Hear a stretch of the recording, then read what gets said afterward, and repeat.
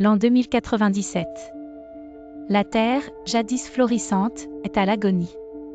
Les océans sont montés, engloutissant des continents entiers.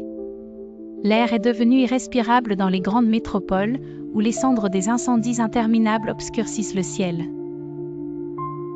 Mais ce n'est pas un cataclysme climatique qui scelle le destin de l'humanité, c'est Erebus. Un astéroïde colossal, découvert trop tard, se dirige vers la planète à une vitesse inimaginable. Toutes les simulations sont formelles, l'impact est inévitable. Jour -7, le mensonge des puissants les gouvernements du monde entier, unifiés sous une coalition de crise, diffuse un message de calme. Nous avons une solution, promettent-ils. En vérité, il n'y en a aucune. Les élites se préparent à fuir. Une flotte de vaisseaux interstellaires attend en orbite, transportant les plus fortunés vers un exode incertain. Mais tout le monde ne peut pas partir. Des milliards d'êtres humains sont abandonnés, condamnés à affronter la faim. Jour -3, le dernier soulèvement, la vérité éclate. Les populations, trahies, se soulèvent. Les villes sombrent dans le chaos. Certains pillent, d'autres prient.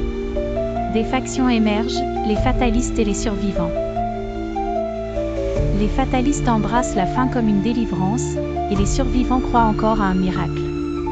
Dans les cieux, les vaisseaux des puissants s'élèvent, fuyant dans l'indifférence générale.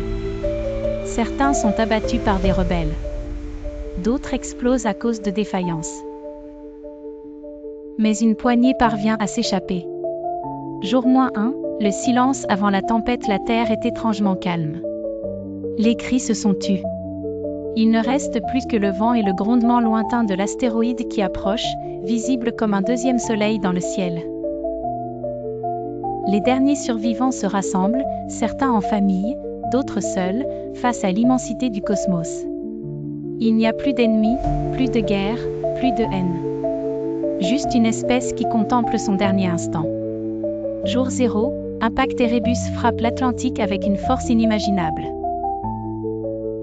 Une onde de choc ravage la planète en quelques heures. Le ciel s'embrase. Les océans bouillonnent. La croûte terrestre se fracture. Puis, le silence absolu. Épilogue, l'héritage des cendres des milliers d'années plus tard, une expédition extraterrestre arrive sur une terre calcinée, déserte. Ils trouvent des ruines, des traces de culture, des vestiges d'une civilisation disparue. Ils ne comprennent pas tout, mais ils savent une chose, ici, jadis, une espèce avait existé. Et elle avait tout détruit, ou simplement manqué de temps. La fin du monde n'était pas une explosion, ni un cri. C'était un murmure, emporté par le vent cosmique.